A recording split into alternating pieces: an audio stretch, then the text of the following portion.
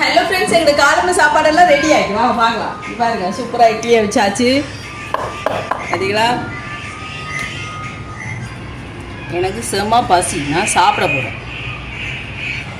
ஆனால் இன்றைக்கு இதை கொடுத்தாச்சு. நல்லா மாம்பழம் இருக்குது பாருங்கள், சூப்பரான கத்த குழம்பு மாம்பழம்.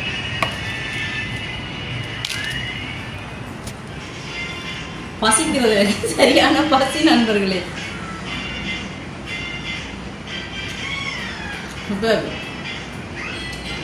இட்லியும் தேங்காய் சட்னியும் அப்படின்னா குளச்சடி ஒன்று மாம்பழம் வேங்க, நல்ல இனிப்பு மாம்பழம், தேனாமிர்தம் மாதிரி இருக்கு.